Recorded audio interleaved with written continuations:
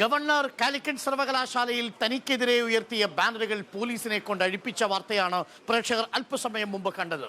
പോലീസിനോട് കയർക്കുകയും ക്ഷുഭിതനാവുകയും ചെയ്ത ഗവർണർ മുഖ്യമന്ത്രിയുടെക്കെതിരെയായിരുന്നു ബാനറെങ്കിൽ നിങ്ങൾ ഇങ്ങനെയാണോ പ്രവർത്തിക്കുക എന്ന ചോദ്യമാണ് ഉയർത്തിയത്. ക്ഷുഭിതനായി പൊട്ടിത്തെറിച്ച് കാണപ്പെട്ട ഗവർണർ രാജ്ഭവനിൽ നിന്നും കോഴിക്കോട് സർവകലാശാലയിലെ ഗസ്റ്റ് ഹൗസിലേക്ക് ഇന്നലെ സ്വകാര്യ ചടങ്ങിൽ പങ്കെടുക്കാനാണ് എത്തിയത്. അവിടെ നിന്നും നാളെയും ഒരു സ്വകാര്യ ചടങ്ങിൽ പങ്കെടുത്തതിന് ശേഷമായിരിക്കും ഗവർണർ തിരുവനന്തപുരത്തേക്ക് മടങ്ങുക. ഗവർണറും സർക്കാരും തമ്മിലുള്ള പോര് രൂക്ഷമാവുന്നു. ഗവർണറും SFIയും തമ്മിലുള്ള പോര് രൂക്ഷമാവുന്നു. SFIക്കൊപ്പം സർക്കാർ നിലയുറപ്പിക്കുന്നു, ഗവർണറിനോടൊപ്പം BJPയും നിലയുറപ്പിക്കുന്നു. അതേസമയം ഇവിടെയാണ് കോൺഗ്രസിന്റെ നിലപാട് ഈ വിഷയത്തിൽ നിന്ന് ആവർത്തിക്കുകയാണ് പ്രതിപക്ഷം. ഇന്ന് നവകേരള സദസ്സ് പത്തനംതിട്ട ജില്ലയിൽ നിന്നും കൊല്ലം ജില്ലയിലേക്ക് പ്രവേശിക്കുകയാണ്. 115 മണ്ഡലങ്ങൾ പൂർത്തിയാവുന്നു നവകേരള സദസ്സിന്റെ പര്യടനത്തിലൂടെ. നവകേരള സദസ്സ് ഇന്ന് എത്തി നിൽക്കുമ്പോൾ ഗവൺമെന്റ് ആക്രമണവും അതിനെ പ്രതിരോധിച്ചുകൊണ്ടുള്ള മുഖ്യമന്ത്രിയുടെ പ്രസ്താവനയുമാണ് ഇന്നത്തെ ദിവസം ശ്രദ്ധയാകർഷിച്ചത്. DYFI പ്രവർത്തകരെ ന്യായീകരിക്കുക മാത്രമല്ല, നാട്ടുകാർ കൂടി കൈകാര്യം ചെയ്തിരുന്നെങ്കിലോ യൂത്ത് കോൺഗ്രസ് പ്രവർത്തകരെ എന്നും മുഖ്യമന്ത്രി ചോദിക്കുന്നു. നവകേരള സദസ്സിനോടനുബന്ധിച്ചുള്ള മുഖ്യമന്ത്രിയുടെ അംഗരക്ഷകരുടെ ആക്രമണത്തിൽ പ്രതിഷേധിച്ചുകൊണ്ട് യൂത്ത് കോൺഗ്രസിന്റെ സമരപരിപാടികളും പ്രതിഷേധങ്ങളും നമ്മൾ കാണുന്നു. കരിങ്കൊടി പ്രതിഷേധങ്ങൾ പതിവ് പോലെ നടന്നു. പത്തനംതിട്ടയിൽ കറുത്ത ബലൂണുകൾ ഉയർന്നു. അപ്പോഴും KC വേണുഗോപാൽ ചോദിക്കുന്ന ചോദ്യം ഇതാണ്: എന്താണ് സംഭവിക്കുന്നത് കേരളത്തിൽ? ഭരണനിർവഹണത്തിന്റെ എല്ലാ സീമകളും ലംഘിച്ചുകൊണ്ടാണ് നവകേരള സദസ്സിന്റെ പര്യടനം തുടരുന്നത്. ചങ്ങലയ്ക്ക് ഭ്രാന്ത് പിടിച്ച ഭരണമായി കഴിഞ്ഞിരിക്കുന്നു കേരളത്തിലേതെന്ന് KC വേണുഗോപാൽ പറയുന്നു. തിരിച്ച് സംസ്ഥാന സർക്കാരിന്റെ ആരോപണം കേരള വിരുദ്ധ മുന്നണിയുടെ തലപ്പത്ത് ഗവർണറും ഒപ്പം കൺവീനറായി VD സതീശൻ എന്ന പ്രതിപക്ഷ നേതാവുമാണ് എന്നാണ്. ജനസഭ ഇന്ന് അടൂരിൽ നിന്നും പത്തനംതിട്ട ജില്ലയിൽ നിന്നും പ്രേക്ഷകരിലേക്ക് എത്തുമ്പോൾ ഉയർത്തുന്ന പ്രധാനപ്പെട്ട ചോദ്യവും ഇതാണ്: കേരള വിരുദ്ധ മുന്നണി യാഥാർത്ഥ്യമോ?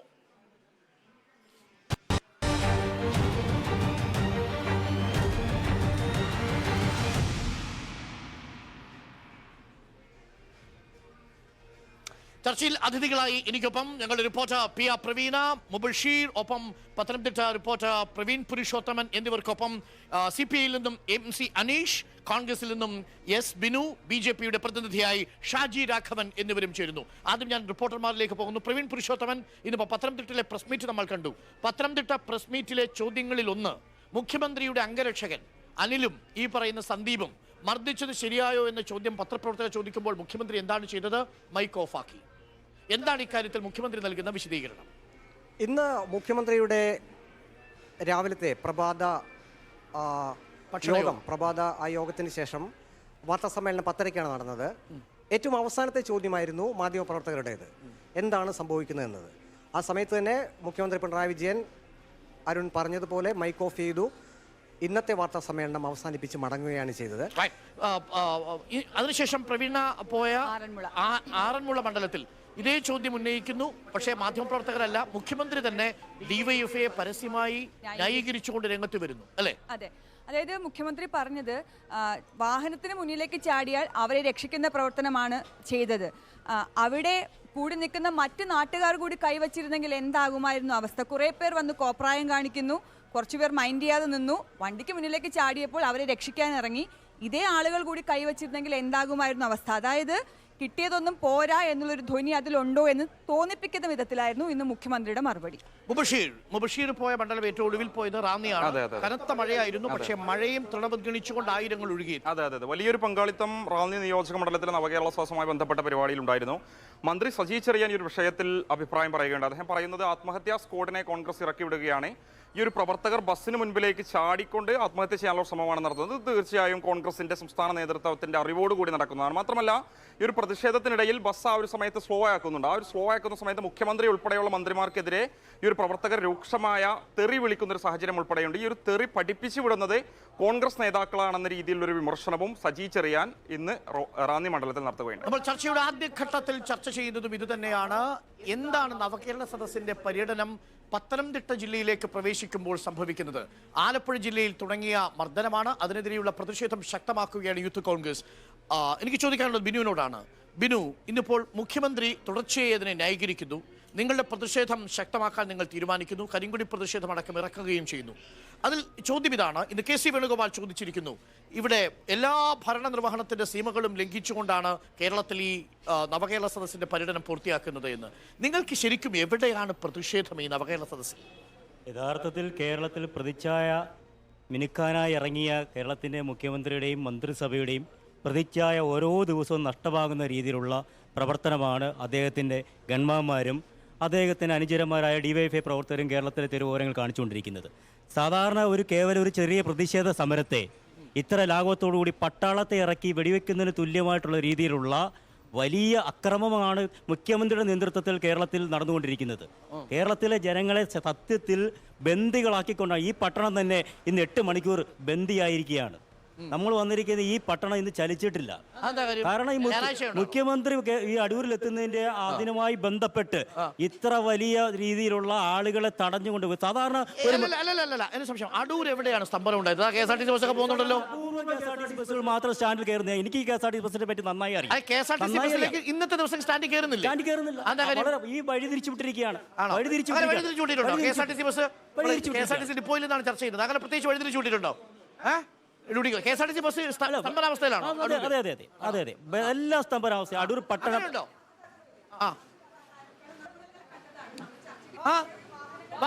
അപൂർവമായി ശരി അപൂർവമായി വാഹനങ്ങൾ പോകും. ശരി, ഞാൻ ആ ഭാഗം വിടുന്നു. അത് മാത്രമല്ല നമ്മുടെ ചർച്ചാ വിഷയമാണ് അടൂർ പട്ടണം. ഞാൻ അടൂർ സ്വദേശിയാണ്. ഞാൻ അടൂർ പട്ടണത്തിൽ താമസിക്കുന്ന ആളാണ്. എനിക്ക് ഇതുമായി ബന്ധപ്പെട്ട് നന്നായി അറിയാം. ഞാൻ തന്നെ അടൂർ നഗരത്തിൽ ഗതാഗതം സ്തംഭിച്ചു എന്നുള്ളത് പിൻവലിച്ചു. ശരി, ഭരണസ്തംഭനം ഉണ്ടോ? ഭരണസ്തംഭനം അടൂരിൽ എല്ലാ തരത്തിലും. അടൂർ മാത്രമല്ല കേരളത്തിൽ ഭരണസ്തംഭനം ഉണ്ടല്ലോ. 20 മന്ത്രിമാർ ഇന്ന് കേരളത്തിൽ ഇല്ലല്ലോ. അവർ ഈ ബസ്സിലൂടെ യാത്ര ചെയ്ത് കേരളത്തിൽ അങ്ങോട്ടും ഇങ്ങോട്ടും നടക്കുകയല്ലേ. അല്ല, കേരളത്തിൽ ഇവിടെ ഒരു ഭരണം ഉണ്ടോ? സത്യം പറഞ്ഞാൽ ഏത് കാര്യം ഇപ്പൊ ശബരിമലയിൽ പോലും ബന്ധപ്പെട്ട മന്ത്രി ആ ശബരിമലയിൽ ഇത്രയും തിക്കും സമയം പിന്നീടാണ് പോകുന്നത്. ഇത്ര ഇഷ്യൂ ഉണ്ടാകുമ്പോഴാണ് പോകുന്നത്. മുൻകാലങ്ങളിൽ നിന്ന് വ്യത്യസ്തമായി അവിടെ യാതൊരു മുന്നൊരുക്കങ്ങളും നടത്താൻ സംസ്ഥാന മുഖ്യമന്ത്രിയോ മന്ത്രിസഭയിലെ മറ്റേതെങ്കിലും അംഗമോ പോകാതെ മുന്നൊരുക്കങ്ങൾ പോലും നടത്താതെ ശബരിമല ഇത്ര ഇഷ്യൂ ഉണ്ടായി. ജനവികാരം വളരെ പ്രകടമായതിനു ശേഷമാണ് അവർക്ക് തിരിച്ചറിവുണ്ടായത്. പ്രതിച്ഛായ മെച്ചപ്പെടുത്താൻ ഇറങ്ങിയ സർക്കാർ നവകേരള സദസ്സിന്റെ പര്യടനത്തിൽ ഗവൺമെന്റിന്റെയും അകമ്പടി പോകുന്ന പോലീസുകാരുടെയും മൃഗീയമായ മർദ്ദനത്തിന്റെ ദൃശ്യങ്ങൾ കേരളം കണ്ടുകൊണ്ട് ആ പ്രതിച്ഛായ തകരുകയാണോ? ബിനു ചോദിച്ചതുപോലെ എന്റെ ആശങ്ക നമുക്ക് മനസ്സിലാകുന്നുണ്ട്.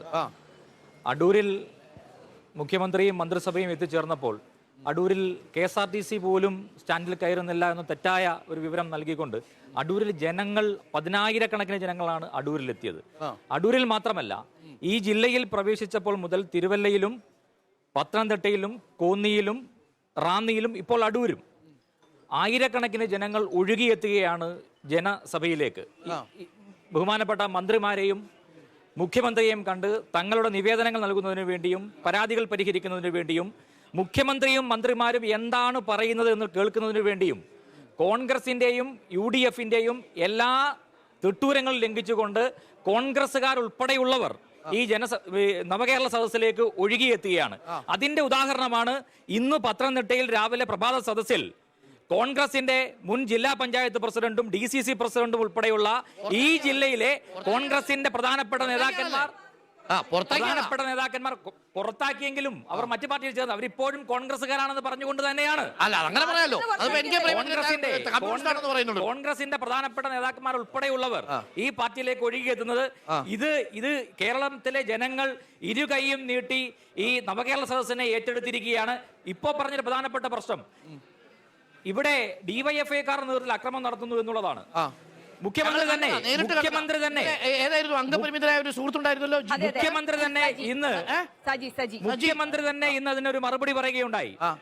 സ്വാഭാവികമായും മുഖ്യമന്ത്രിയുടെ വാഹന വ്യൂഹം കടന്നു വരുമ്പോ ഒരു കരിങ്കൊടി പോലും കയ്യിലില്ലാതെ വെറുതെ കടത്തിണ്ണയിൽ നിന്നും എടുത്ത് ചാടുകയാണ്. സമരക്കാരാണോ എന്ന് പോലും തിരിച്ചറിയാൻ കഴിയുന്നില്ല. യൂത്ത് കോൺഗ്രസിന്റെ കൊടിയില്ല, കരിങ്കൊടിയില്ല. വരാന്തയിൽ ഇരിക്കുന്നവർ വെറുതെ വാഹനത്തിന് മുമ്പിലേക്ക് ചാടുമ്പോൾ ഇതൊരു ആത്മഹത്യാ സ്ക്വാഡാണോ? നഷ്ടപ്പെട്ട സജി എന്ന് പറയുന്ന മനുഷ്യൻ ഈ വരാന്തയിൽ ഈ റോഡിന്റെ വക്കിൽ നിന്ന് മുദ്രാവാക്യം വിളിക്കുന്നത് കൊണ്ട്, കരിങ്കൊടി കാണിക്കുന്നത് കൊണ്ട് സർക്കാരിന് നഷ്ടമാവുന്നത്. പോലീസ് പിടിച്ചു മാറ്റിയതിനു ശേഷം ഒരു DYFI-കാരൻ പോയി കാലിൽ തൊഴിക്കുകയാണ്. സർ, ഇത് കേരളം കാണുന്നുണ്ട്. DYFI-കാരൻ മർദ്ദിച്ചു എന്ന് പറഞ്ഞാൽ യാഥാർത്ഥ്യമില്ല. ഇത് ആരാണ്? നിലവിൽ നവകേരള സദസ്സിലെ ടീഷർട്ട് ഇട്ടയാൾ? അതെ, അതെ, അല്ലെ volunteer അതെ തന്നെയാണ്. അത് പറഞ്ഞല്ലോ ഇപ്പം കേസ് എടുത്തിട്ടുണ്ട്. കേസ് എടുത്തിട്ടുണ്ട്. അപ്പോൾ അതെ എന്തിനാണ് DYFI-കാരനല്ലാന്ന് പറയുന്നത്? നിയമപരമായ ഏതെങ്കിലും തരത്തിലുള്ള ലംഘനം ഉണ്ടെങ്കിൽ കേസ് എടുത്തോട്ടെ, പോലീസ് കേസ് എടുത്തോട്ടെ, അതിന് തടസ്സമില്ല. പക്ഷേ ആത്മഹത്യാ സ്ക്വാഡ് കണക്കെ ഈ മുഖ്യമന്ത്രിയുടെ വാഹനങ്ങൾ മുന്നോട്ട് പോകുമ്പോൾ ആ വാഹനങ്ങൾക്ക് മുമ്പേ സമരം നടത്തുമ്പോൾ സ്വാഭാവികമായും കേസുണ്ടാവും. കേരളത്തിലെ പോലീസ് ഡിവൈഎഫ്ഐയും SFIയും അടക്കമുള്ള സംഘടനകൾ നടത്തിയ സമരത്തെ തച്ചുടച്ചിട്ടുള്ളത് നമ്മൾ കണ്ടുള്ളതാണ്.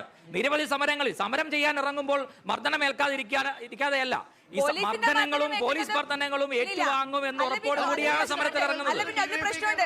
പോലീസിന്റെ മർദ്ദനവും ഡിവൈഎഫ്ഐക്കാരുടെ മർദ്ദനവും തമ്മിൽ വ്യത്യാസമുണ്ട്. പോലീസ് മർദ്ദിച്ചോട്ടെ, പോലീസ് പിടിച്ചു മാറ്റിക്കോട്ടെ, അവിടെ എന്തിനാണ് ഡിവൈഎഫ്ഐ പ്രവർത്തകർ ഇറങ്ങുന്നത്?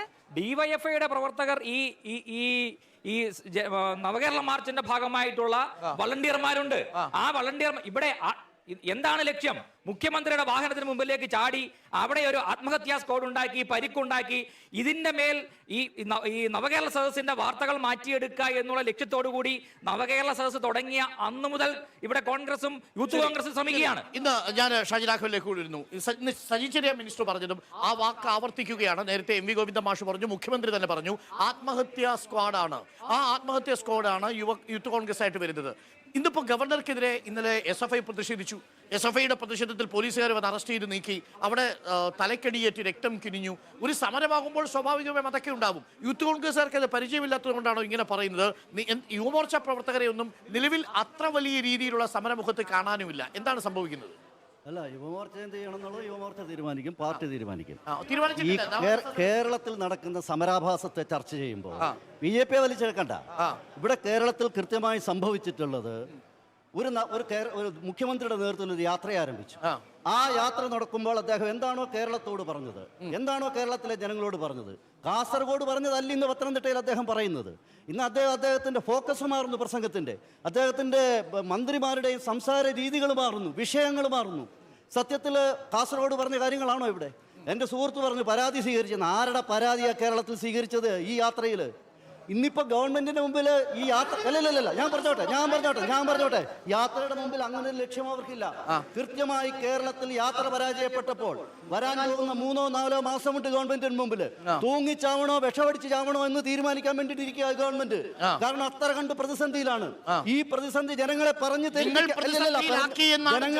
ധരിപ്പിക്കാം എന്ന് വിചാരിച്ചു തുടങ്ങിയ യാത്ര അതിൽ പരാജയപ്പെട്ടിരിക്കുന്നു.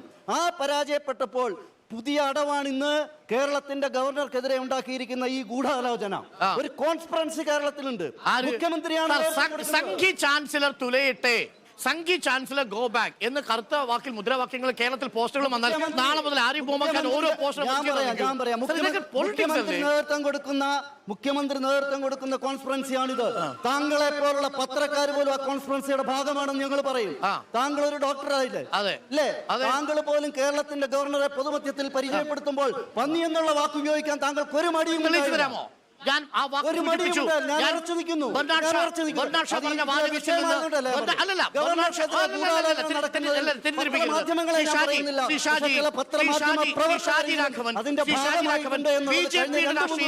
BJPയുടെ രാഷ്ട്രീയത്തിന് കണ്ണും പൂട്ടി സംസാരിക്കാൻ എന്നെ പോലുള്ള മാധ്യമപ്രവർത്തകരെ കിട്ടില്ല. വാസ്തുതയുടെ അടിസ്ഥാനത്തിൽ ബർണാഡ് ഷാ പറഞ്ഞ വാക്കിൽ നിന്ന് ഒരു വാചകം കേൾക്കൂ. ബർണാഡ് ഷാ പറഞ്ഞ വാചകത്തിൽ നിന്ന് ഒരു വാചകം കൂട്ടി പറഞ്ഞിട്ടുണ്ട്. ബർണാഡ് ഷാ കേരളത്തിലെ ഗവർണർ ആരിഫ് മുഹമ്മദ് ഖാനെ കുറിച്ചാണോ പറഞ്ഞിരിക്കുന്നത്? ബർണാഡ് ഷാ ആരിഫ് മുഹമ്മദ് ഖാനെ കുറിച്ചാണോ പറഞ്ഞത്? താങ്കൾ പറയൂ. താങ്കൾ ആരെ പറ്റി പറഞ്ഞതുള്ളതാണ്?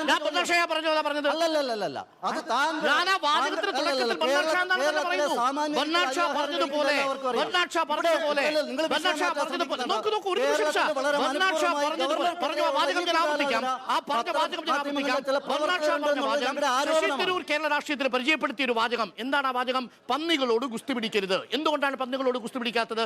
പന്നികൾക്ക് ശരീരത്തിൽ ചെളി പുരളുന്നത് ഇഷ്ടമാണ്. ആ ബർണാഡ് ഷായുടെ വാചകമാണ് സാർ. അങ്ങാണ്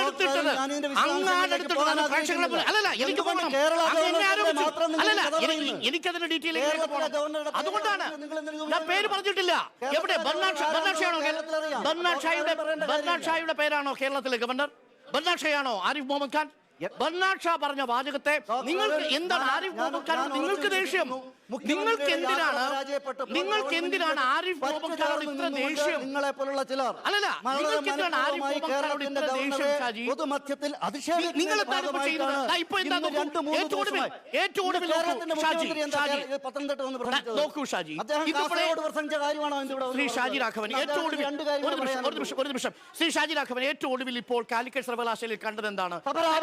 തനിക്കെതിരെ ഉയർത്തിയിരിക്കുന്ന ബാനറുകൾ നീക്കാൻ വേണ്ടി കാറിൽ നിന്നിറങ്ങി എന്തിനാണ് സർവകലാശാലയിൽ നമ്മുടെ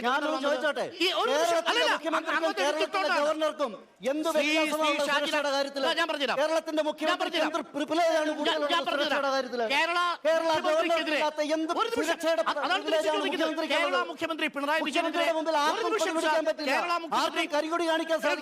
പക്ഷേ ഗവർണർ ആഭാസം എഴുതിയ പോസ്റ്റ് നിങ്ങൾ മനസ്സിലാക്കണം. ആഭാസം എഴുതിയ ബാനർ 24 മണിക്കൂറായിട്ട് അവിടെ നിൽക്കുക. ശരി, ഒരു സംശയം, പിണറായി വിജയൻ പോകുന്ന വഴി അധികാരമില്ലാത്ത സംസ്ഥാനത്താണ് ഇത് നടക്കുന്നത്. പിണറായി വിജയനെ കുറിച്ചും ഉമ്മൻചാണ്ടിയെ കുറിച്ചും രാഹുൽ ഗാന്ധിയെ കുറിച്ചും BJP എഴുതിയ പോസ്റ്ററുകൾ ഈ നേതാക്കന്മാർ വന്ന് നിങ്ങൾ കാലിക്കറ്റ് സർവകലാശാലയിൽ എഴുതിയത് 24 മണിക്കൂർ ഗവർണറുടെ മുമ്പിൽ പ്രദർശിപ്പിച്ചു. പാവപ്പെട്ട ചെറുപ്പക്കാരെ അതിന്റെ തല്ലിച്ചതയ്ക്കുന്ന രണ്ട് ന്യായം ഗവർണർ രാഷ്ട്രീയം കളിക്കാൻ ശ്രീ ഷാജി രാഘവൻ കേൾക്കൂ. ഒരു ഗവർണറായിരുന്നാൽ പോസ്റ്ററുകൾ ഉണ്ടാവില്ല. ഗവർണർ രാഷ്ട്രീയം കളിക്കാൻ ഇറങ്ങിയ പോസ്റ്റർ ഉണ്ടാവും. പോസ്റ്റർ ഉണ്ടായി രാഷ്ട്രീയം കളിക്കാൻ ഇറങ്ങിയാൽ പോസ്റ്ററുകൾ നേരിടണം.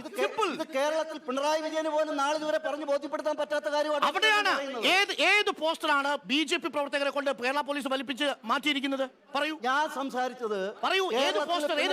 ഉമ്മൻചാണ്ടി സർക്കാരിനെതിരെ, KC വേണുഗോപാലിനെതിരെ ഈ BJP പോസ്റ്റ് ഇട്ടിട്ടില്ലേ? BJP post ഇട്ടിട്ടില്ലേ?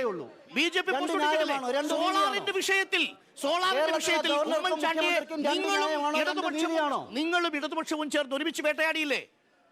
ഉമ്മൻചാണ്ടി എഴുതിട്ട് വന്ന് പറഞ്ഞോ പോസ്റ്റർ മാറ്റാൻ? ഉമ്മൻചാണ്ടി പറഞ്ഞോ ബാനർ മാറ്റാൻ? മാത്രമല്ല This is politics, sir.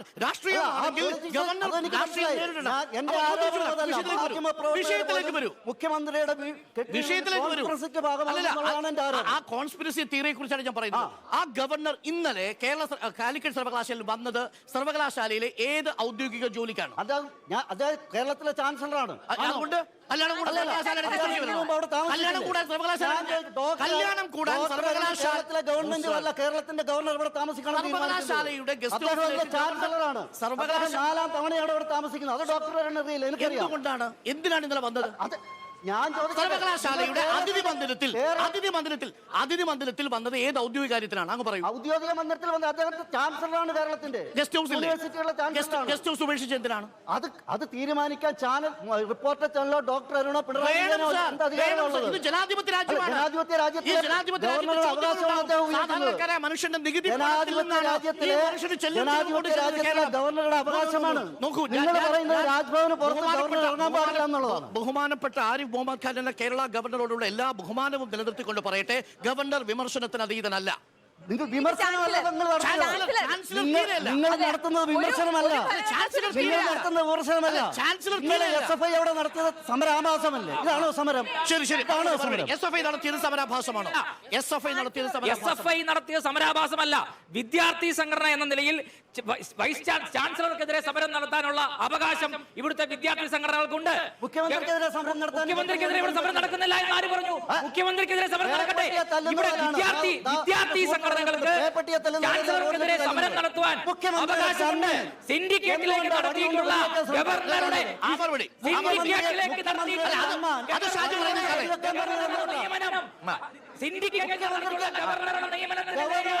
വിദ്യാർത്ഥി സംഘടനകൾ സമരം ചെയ്യുന്നത്, ആ വിദ്യാർത്ഥി സംഘടനകൾ നടത്തുന്ന സമരം നടത്താൻ വിദ്യാർത്ഥി സംഘടനകൾക്ക് അവകാശമുണ്ട്.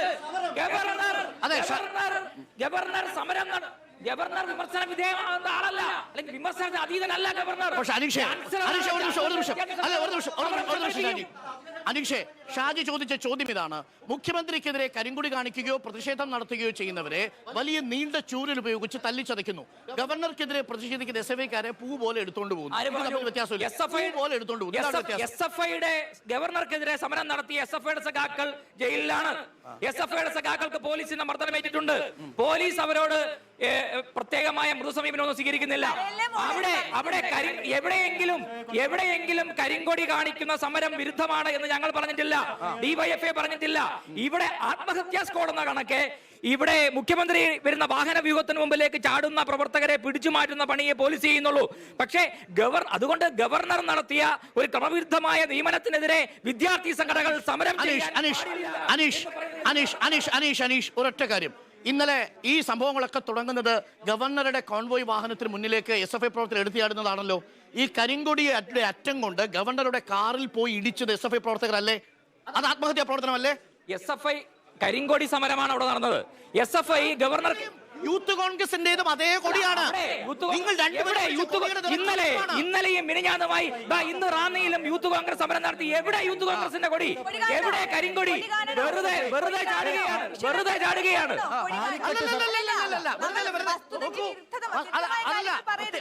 പ്രത്യേകിച്ച് ഈ പറയുന്ന അടൂരിലെ ചെറുപ്പക്കാരൻ 2 കാലിനും ചലനശേഷി ഇല്ലാത്ത ചെറുപ്പക്കാരൻ എടുത്ത് ചാടുന്നുണ്ട്. ഇതേ കാലിക്കറ്റ് സർവകലാശാല ഇന്നലെ ഗവർണർക്കെതിരെ പ്രതിഷേധം നടത്തുവാൻ 1 മണിക്കൂർ മുമ്പെത്തിയ SFIയുടെ സംസ്ഥാന പ്രസിഡന്റ് ആർഷോയെ ഇന്നലെ പോലീസ് എങ്ങനെ കൊണ്ടുവന്ന് മിഠായി വാങ്ങിച്ചു കൊടുത്ത് വളരെ മൃദുല സമീപത്തോടു കൂടി കൊണ്ടുവന്ന് കണ്ടില്ലേ? അത് തന്നെയാണ് കേരളത്തിലെ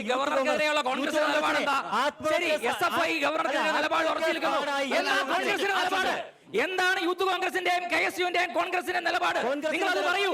ഗവർണർ എടുത്ത സമീപനത്തോട് നിങ്ങൾക്ക് യോജിപ്പുണ്ടോ? SFI സമരം ചെയ്യുന്നു. നിങ്ങളുടെ നിലപാട് എന്താണ്? നിങ്ങളും ഗവർണറും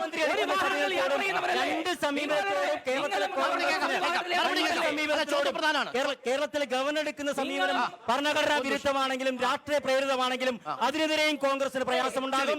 അത് തന്നെയാണ് കേരളത്തിലെ മുഖ്യമന്ത്രിയുടെ ദാർഢ്യവും ധിക്കാരവും നിറഞ്ഞ ഈ യാത്രയുടനീളം കേരളത്തിലെ യൂത്ത് കോൺഗ്രസിനെ KSUവിനെയും അഭിനന്ദിക്കുന്നു. കേരളത്തിന്റെ ഉത്തരവാദിത്വമുള്ള പ്രതിപക്ഷത്തെ മുഖ്യമന്ത്രിക്കെതിരെ കരിങ്കൊടി കാണിക്കാൻ, മുഖ്യമന്ത്രിയുടെ ധാർഷ്ട്യത്തിനെതിരെ പ്രതികരിക്കാൻ യൂത്ത് കോൺഗ്രസ് കാണിക്കുന്ന ആർജവത്തെ അഭിനന്ദിക്കുന്നു. ഗവർണർക്കെതിരെ സമരം ചെയ്ത ഒരു ദിവസം പറയൂ. ഈ കഴിഞ്ഞ ദിവസങ്ങളിൽ ഗവർണർക്കെതിരെ ഉള്ള സമരമല്ലല്ലോ കേരളത്തിൽ നമ്മൾ യൂത്ത് കോൺഗ്രസ് ഇപ്പൊ നടത്തുന്നത്. രണ്ടുപേർക്കെതിരെയുള്ള സമരം അല്ല, ഈ ഇവര് തമ്മിൽ ഒത്തുകളിച്ചുകൊണ്ടിരിക്കുകയാണ്. സംസ്ഥാനത്തിലെ ഗവർണറും ശ്രീ ബിനു, ഗവർണർ കാലിക്കറ്റ് സർവകലാശാലയിലും കേരള സർവകലാശാലയിലേക്കും RSS നോമിനികളെ നോമിനേറ്റ് ചെയ്തു. നിങ്ങളുടെ നിലപാടെന്താ? ഞങ്ങളുടെ നിലപാടുണ്ട്. രാഷ്ട്രീയം ഗവർണർ കളിച്ചാൽ നിലപാടുകൾ വരും ദിവസങ്ങളിൽ കേരളത്തിലെ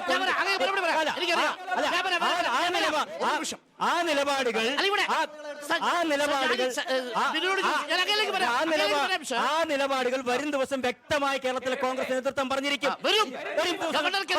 ഗവർണറല്ല, ഈ രാജ്യത്തിന്റെ പ്രസിഡന്റ് ആയാലും പ്രധാനമന്ത്രി ആയാലും പറഞ്ഞിരിക്കും.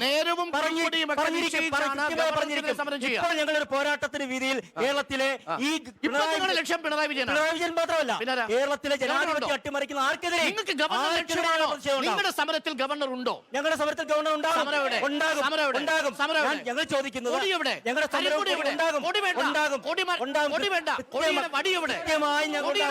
ഈ രാഷ്ട്രീയം ഇത് ഒത്തുകളി രാഷ്ട്രീയമാണ്. ഗവർണറും കേരളത്തിലെ CPM തമ്മിലുള്ള ഒത്തുകളി രാഷ്ട്രീയമാണ് നടപ്പിലാക്കിക്കൊണ്ടിരിക്കുന്നത്. അതാണ് ഇവിടെ നടക്കുന്നത്. പ്രതിപക്ഷം പറഞ്ഞിരിക്കുന്നത് ഗവർണർക്കെതിരെയുള്ള സമരം അനാവശ്യമാണെന്നുള്ള തരത്തിലുള്ള പ്രതിപക്ഷത്തിന്റെ ഇത് വന്നിട്ടുണ്ട്.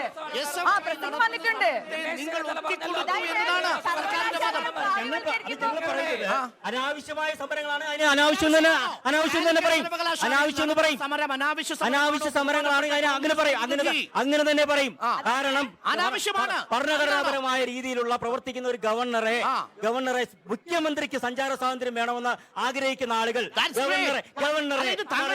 ശശി തരൂർ അടക്കമുള്ളവർ പോലും ഇന്ന് പറഞ്ഞിരിക്കുന്നത് ഗവർണർ ചെയ്തിരിക്കുന്നത് ഭരണഘടനാപരമായ ചുമതലകളുടെ നിറവേറ്റൽ മാത്രമാണ് എന്നാണ്.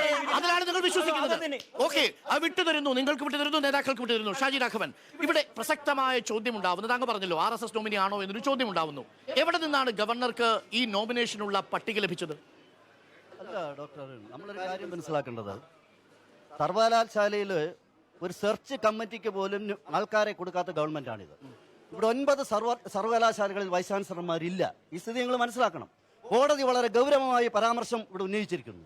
ആ കോടതി പരാമർശത്തിന് സാഹചര്യം ഒരുക്കിയത് കേരളത്തിന്റെ മുഖ്യമന്ത്രിയും ഉന്നത വിദ്യാഭ്യാസ വകുപ്പ് മന്ത്രിയുമാണ് എന്നുള്ളത് വളരെ കൃത്യമായിട്ട് കോടതി പറഞ്ഞിട്ടുണ്ട്. കേരള ഗവർണർ ഒരു ഘട്ടത്തിൽ ഈ ഗവൺമെന്റ് പറഞ്ഞു കേട്ടു വെച്ചൊരു VC പുറത്തു പോകേണ്ട ഒരു സാഹചര്യം കേരളത്തിൽ ഉണ്ടായിട്ടുണ്ട്. അതിനുശേഷം പ്രത്യേകിച്ച് ഉന്നത വിദ്യാഭ്യാസ മേഖലയിൽ CPM-ന്റെ ആൾക്കാരെ തിരികെ കയറ്റുന്നതിന് വേണ്ടി ഇത് പിടിച്ചടക്കുന്നതിന്റെ നയത്തിന്റെ ഭാഗമായിട്ടാണ് കേരള ഗവൺമെന്റ് പരിശ്രമിക്കുന്നത്. അതിനെതിരെ കുരിശുയുദ്ധം നടത്തുന്ന ആളാണ് ഗവർണർ, കേരള ഗവർണർ. ആ കുരിശുയുദ്ധമാണ് അല്ലല്ല, താങ്കൾ ചോദിച്ചത് സെനറ്റിന്റെ കാര്യം ചോദിച്ചു. സെനറ്റിൽ താങ്കൾ RSSന്റെ പ്രതിനിധികളല്ല ഡോക്ടർ, അവർ ABVP-ക്കാരാണ്. അല്ല, അവർക്ക് അവധിയില്ലേ? താങ്കളുടെ നാവിൽ നിന്ന് വീണു. കേരളം കേട്ടു, കേരളം കേട്ടു. ഇതാണ് SFI ഉന്നയിച്ച പ്രശ്നം. അർഹതയുള്ള വിദ്യാർത്ഥി പ്രതിനിധികളല്ല സിൻഡിക്കേറ്റിലേക്ക് RSSന്റെ കാര്യാലയത്തിൽ നിന്ന് എഴുതി കൊടുത്ത ABVP-ക്കാരെയാണ് നിയമിച്ചിരിക്കുന്നത്.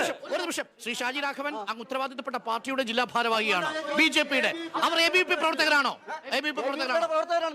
ഗവർണർ നോമിനേറ്റ് ചെയ്തവർ ABVP പ്രവർത്തകരാണ്. ഇന്നലെയോ ഇന്നും അവരുടെ മെറിറ്റ് ABVP പ്രവർത്തകർ എന്നതാണ്. മെറിറ്റ് അല്ലാത്ത ആരെങ്കിലും അവിടെ കയറിയിട്ടുണ്ടോ നിങ്ങൾ അത് പറയൂ. ഞാൻ പറയാം. CPM-ന്റെ ആൾക്കാരെ കേരള ഗവർണർ സെനറ്റിലേക്ക് തെരഞ്ഞെടുത്ത ഒരാളെങ്കിലും യോജിക്കാത്ത ആളാണെന്ന് താങ്കൾ പറഞ്ഞാൽ ഞാൻ അംഗീകരിക്കാം. ഒരാളെങ്കിലും താങ്കൾ പറഞ്ഞ് കേരളത്തിലെ ജനങ്ങളെ തെറ്റിദ്ധരിപ്പിക്കാൻ ശ്രമിക്കുന്നുണ്ട്. എനിക്ക് ശ്രീ ഷാജി രാഘവനോട് വളരെ നന്ദിയുണ്ട് ഈ വൈകുന്നേരം. കാരണം എന്താണെന്നറിയാമോ? തെരഞ്ഞെടുപ്പ് കഴിഞ്ഞപ്പോ കണ്ടല്ലോ കേൾക്കൂ, മുന്നണിയിലെ കോൺഗ്രസ് ഉണ്ടല്ലോ, അവരുടെ സ്ഥിതി എന്താ അവിടെ? BJP നിങ്ങൾ യൂണിവേഴ്സിറ്റി കേരളത്തിൽ പറഞ്ഞ് ഇവിടുത്തെ ന്യൂനപക്ഷങ്ങളെ വെറുക്കാൻ പേടിപ്പിക്കാം എന്നുള്ള ധാരണയാണ്. അത് നിങ്ങളുടെ രാഷ്ട്രീയമാണ്. എന്റെ ലളിതമായൊരു ചോദ്യം. ABVP-ക്കാരൻ കേരളത്തിലുള്ളവനാണ്, BJP-ക്കാരൻ കേരളത്തിൽ ജനിച്ചവനാണ്. അവന് ഇവിടുത്തെ യൂണിവേഴ്സിറ്റിയിൽ സെനറ്റ് ആവാനുള്ള എല്ലാ അവകാശവും അധികാരവും ഉണ്ട്. സംശയമില്ല. അത് നിഷേധിക്കാൻ നിങ്ങൾ ആരാണ്? ഒരു നിമിഷം സാർ, ഈ റിപ്പോർട്ടർ ചാനലും എല്ലാ മാധ്യമപ്രവർത്തകരും ABVP-യുടെയും BJP-യുടെയും രാഷ്ട്രീയ സ്വാതന്ത്ര്യത്തിന് വേണ്ടി കൂടിയാണ് നിലകൊള്ളുന്നത്. പക്ഷേ യോഗ്യതയുണ്ടാവണം. യോഗ്യതയുടെ കാര്യം താങ്കൾ ചോദിച്ചില്ലേ? കേരള സർവകലാശാലയിൽ ഹ്യൂമാനിറ്റീസ് വിഷയത്തിൽ 4 വിദ്യാർത്ഥികളെ സർവകലാശാല നോമിനേറ്റ് ചെയ്യുന്നു. ആ 4 പേരും 1ാം റാങ്ക്. ആ 4 പേരുടെയും പേര് വെട്ടുന്നു. ഗവർണർ നോമിനേറ്റ് ചെയ്ത ABVP പ്രതിനിധി B ഗ്രേഡും C ഗ്രേഡും മാത്രമാണ് തൊട്ട് മുമ്പിലത്തെ വർഷങ്ങളിൽ നേടിയത്. യോഗ്യത ആർക്കാണോ? 1ാം റാങ്കോ B ഗ്രേഡോ? അങ്ങ് പറയൂ. കേരള ഗവർണർ റെക്കമെൻഡ് ചെയ്തു എന്ന ഒരൊറ്റ കാരണത്താൽ അവർ അയോഗ്യരാണെന്ന് വിശ്വസിക്കുന്നവരാണ് ഞങ്ങൾ. കേരളത്തിന്റെ വേണ്ട, അത് റെക്കമെൻഡ് ചെയ്ത ഈ ഗവൺമെന്റ് ആണെങ്കിൽ കേരളത്തിന്റെ യൂണിവേഴ്സിറ്റികളിലെ ചരിത്രം അതാണ്. BJP സംബന്ധിച്ച് 1ാം റാങ്കിനും മോളിലാണ് B ഗ്രേഡ്. ഡോക്ടർ, ഇതൊക്കെ അത് നിങ്ങൾ പറയുന്നു. ഞാൻ പറയുന്നത് കേരളത്തിന്റെ ഗവർണറെ പ്രിയ വർഗീസിനെ നിയമിച്ച പോലൊക്കെ തന്നെ പുറത്തുപോയി പുറത്തുപോകേണ്ടി വന്നു. അല്ല ഞാൻ അസോസിയേറ്റ് പ്രൊഫസറായിട്ട് ഞാൻ പറയാം, അത് ഇത് തന്നെയാണ്. ഇത് തന്നെ കണ്ണൂർ യൂണിവേഴ്സിറ്റി വൈസ് ചാൻസലറെ വൈസ് ചാൻസലർ നിയമിച്ചത് അതെല്ലാം പ്രശ്നങ്ങളാണ്. ഇതെല്ലാം പ്രശ്നങ്ങളാണ്. കഴിഞ്ഞ കാലങ്ങളിൽ യൂണിവേഴ്സിറ്റികളിൽ മുഴുവൻ സെനറ്റ് മെമ്പർമാരുടെ യോഗ്യത പരിശോധിക്കാം. ഞാനെന്താ അഹങ്കരിക്കാം, നിങ്ങൾ ഞാനിരിക്കാം. അതോടൊപ്പം തന്നെ വിദ്യാഭ്യാസ മേഖലയിൽ ഞാൻ വെല്ലുവിളിക്കുന്നു. ഞാൻ അങ്ങോട്ട് വെല്ലുവിളി ഏറ്റെടുക്കുന്നു. കേരളത്തിലെ മാധ്യമപ്രവർത്തകർ അങ്ങോട്ട് വെല്ലുവിളി ഏറ്റെടുക്കുന്നു. വിദ്യാർത്ഥി പ്രതിനിധികൾ ശ്രീ ഷാജി രാഘവൻ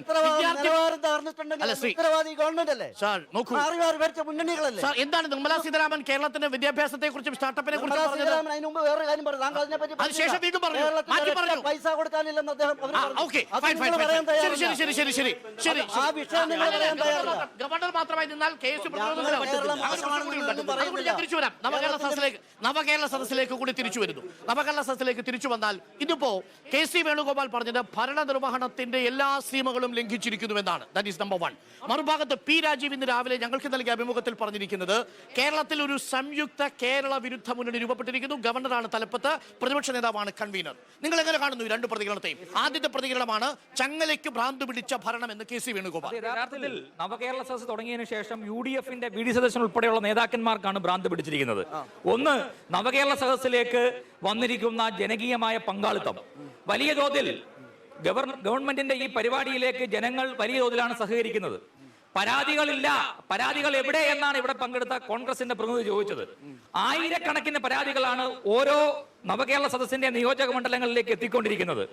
സാധാരണക്കാർ നിരവധി വിഷയങ്ങളാണ് പരിഹാരം കാണുമെന്നുള്ള പ്രതീക്ഷയിൽ വിശ്വസിച്ച് ഈ ഗവൺമെന്റിന് മുമ്പാകെ പരാതിയുമായി വരുന്നത്.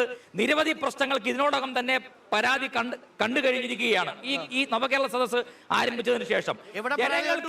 ജനങ്ങൾക്ക് എത്ര പരാതി എത്ര പരിഹാരം സർക്കാരിന് കണക്കുണ്ടോ? അത് കൃത്യമായ കണക്കുകൾ വരും ദിവസങ്ങളിൽ വരും. പക്ഷേ നോക്കൂ, നമ്മൾ നിൽക്കുന്നത് 115ാമത്തെ മണ്ഡലത്തിലാണ് സാർ. ഒന്നാമത്തെ മണ്ഡലത്തിലെ എത്ര പ്രശ്നം പരിഹരിച്ചു, രണ്ടാമത്തെ മണ്ഡലത്തിലെ എത്ര പ്രശ്നം പരിഹരിച്ചു? 15 ദിവസത്തിനുള്ളിൽ പരിഹരിക്കേണ്ട പ്രശ്നങ്ങൾ, 30 ദിവസത്തിനുള്ളിൽ പരിഹരിക്കേണ്ട പ്രശ്നങ്ങൾ, 45 ദിവസത്തിനുള്ളിൽ പരിഹരിക്കേണ്ട പ്രശ്നങ്ങൾ. നിരവധി പരാതികളാണ് വരുന്നത്. കാസർഗോഡ് മേടിച്ച ഏതെങ്കിലും ഒരു വിഷയം പരിഹരിക്കുമെന്ന് പറഞ്ഞു. പത്തനംതിട്ട കാസർഗോഡ് കിട്ടിയ ഒരെണ്ണം പരിഹരിച്ചോ? പരാതിയുടെ സ്വഭാവം അനുസരിച്ച് പരാതികൾക്ക് പരിഹാരം ഉണ്ടാകുന്നുണ്ട്. നിരവധി പ്രശ്നങ്ങൾ, ചികിത്സാ ധനസഹായം ഉൾപ്പെടെ 12 ലക്ഷം രൂപ വരെ അനുവദിച്ച് ട്രീറ്റ്മെന്റ് തുടങ്ങിയ കേസുകളുണ്ട്. രണ്ടു കൈയുമില്ലാത്ത ഒരു കുട്ടിക്ക് ലൈസൻസ് കൊടുത്തൊരു സംഭവം നമ്മൾ ആണോ നവകേരള സദസ്സ് ഇത്രയും അധികം കെട്ടുകാഴ്ചയായി വന്ന് ഈ മണ്ഡലത്തിലേക്ക് വരുന്നത്? ഇതൊക്കെ ഡ്രൈവിംഗ് കൊടുത്ത് ലൈസൻസ് കിട്ടിയാൽ ഒരു ലൈസൻസ് നവകേരള സദസ്സ്. ഇന്നലെ തിരുവല്ലയിൽ നടന്ന നവകേരള സദസ്സിൽ അവിടെ വെച്ചൊരു സ്ത്രീക്ക് അവിടെ പട്ടയം നൽകിയുണ്ടായി. അങ്ങനെ നിരവധി പ്രശ്നങ്ങൾ പരാതിയുടെ സ്വഭാവം അനുസരിച്ച് പരിഹരിക്കപ്പെടുന്നുണ്ട്. എല്ലാം നവകേരള സദസ്സിന്റെ ആ പന്തലിൽ വെച്ച് പരിഹരിക്കപ്പെടാൻ പറ്റുന്ന വിഷയങ്ങളല്ല. ഉദ്യോഗസ്ഥ തലത്തിൽ ചർച്ച ചെയ്ത് പരിഹരിക്കപ്പെടേണ്ട വിഷയമുണ്ട്, സെക്രട്ടേറിയറ്റിൽ പരിഹരിക്കപ്പെടേണ്ട വിഷയമുണ്ട്, കളക്ടറേറ്റിൽ പരിഹരിക്കപ്പെടേണ്ട വിഷയങ്ങളുണ്ട്. പരാതിയുടെ സ്വഭാവം അനുസരിച്ച് ആ വിഷയങ്ങൾക്ക് വേഗതയിൽ പരിഹരിക്കപ്പെടും. ഇവിടെ കേരളത്തിലെ ജനങ്ങൾ പ്രതീക്ഷിച്ച ഒരു സദസ്സല്ലിത്. കേരളത്തിലെ ജനങ്ങൾ പ്രതീക്ഷിച്ചത് മുഖ്യമന്ത്രിയും മന്ത്രിമാരും വരുമ്പോൾ അവരുടെ ആവലാതികൾ കേൾക്കും, അവരുടെ പ്രയാസങ്ങൾ കേൾക്കും, അതിന് പരിഹാരം ഉണ്ടാകുന്നത്. എവിടെയാണ് മുഖ്യമന്ത്രിയും മന്ത്രിമാരും പരാതികൾ നേരിട്ട് സ്വീകരിക്കുന്നത്? പറഞ്ഞോട്ടെ, ഒരു വില്ലേജ് ഓഫീസർ അല്ലെങ്കിൽ അത്തരത്തിലുള്ള ഉദ്യോഗസ്ഥരാണ് ഈ പരാതി സ്വീകരിക്കുന്നത്. നേരത്തെ സ്വീകരിക്കേണ്ടത്. ഞാൻ പറയാൻ വരുന്നത് അത് തന്നെയാണ്. നേരത്തെ വില്ലേജ് ഓഫീസർ കൊടുത്ത പരാതികൾക്ക് പരിഹാരം കാണാത്ത ആളുകൾ തന്നെയാണ് വീണ്ടും ഈ വില്ലേജ് ഓഫീസർ മുമ്പിൽ പരാതിയായി പോകുന്നത്. ഇനി എന്തിനാണ് മുഖ്യമന്ത്രി പ്രയോജനം? എന്താണെന്നറിയോ?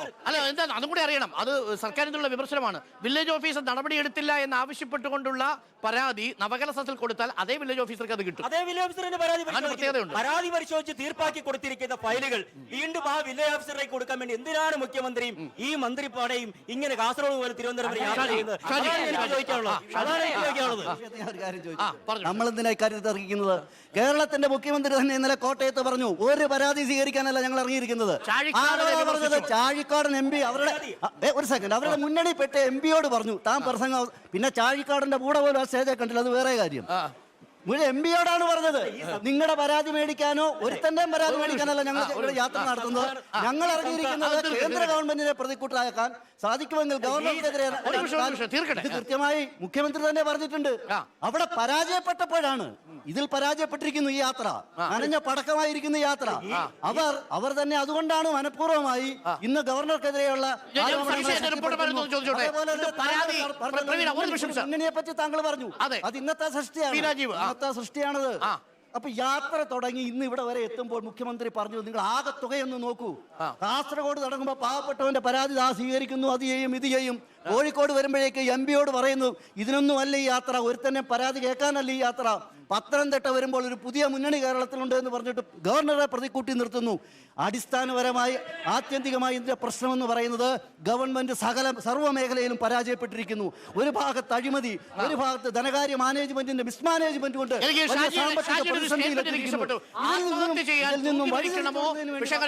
എന്തായാലും ആത്മഹത്യ ചെയ്യുന്നത് ഒരു പ്രശ്നത്തിനും പരിഹാരമല്ല എന്ന മുന്നറിയിപ്പോട് കൂടി പറയട്ടെ. ആത്മഹത്യ ചെയ്യാൻ ഇറങ്ങിത്തിരിച്ചിരിക്കുന്ന സർക്കാരിന്റെ അവസാന വിലാപം, അതാണ് ഷാജിയുടെ മനോഹരമായിട്ടുള്ള ഫ്രേസിംഗ്. അതല്ല, സർക്കാർ നല്ല പ്രതീക്ഷയിൽ തന്നെയാണ്. കേരളത്തിലെ ജനങ്ങൾക്ക് പരിഹാരം കണ്ടെത്തുവാൻ വേണ്ടിയുള്ള വലിയ ഒരു നവകേരള സദസ് എന്ന് പറഞ്ഞത് വലിയ പങ്കാളിത്തത്തോട് നടക്കുന്ന ഒരു സഭയാണ്.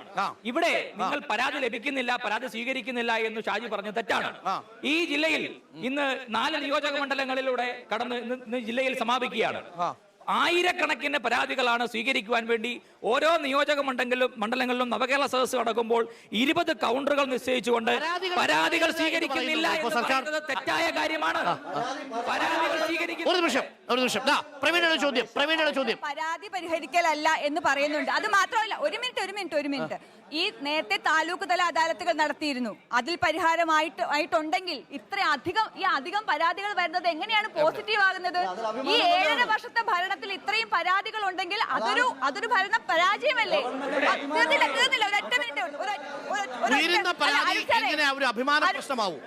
ഉയരുന്ന പരാതി അഭിമാനമാകുന്നത് എങ്ങനെ? സ്വാഭാവികമായും ജനങ്ങൾക്ക് നിരവധി പ്രശ്നങ്ങളുണ്ട്. ഇവിടെ നവകേരള സദസ്സുമായി മന്ത്രിസഭയും മന്ത്രിമാരും താഴോട്ട് ഇറങ്ങിയത് ജനങ്ങളുടെ ഇത്തരം വിഷയങ്ങൾ പരിഹരിക്കപ്പെടുന്നതോടൊപ്പം തന്നെ നവകേരള സിദ്ധിക്കായി പുതിയ അഭിപ്രായങ്ങൾ ശേഖരിക്കുക.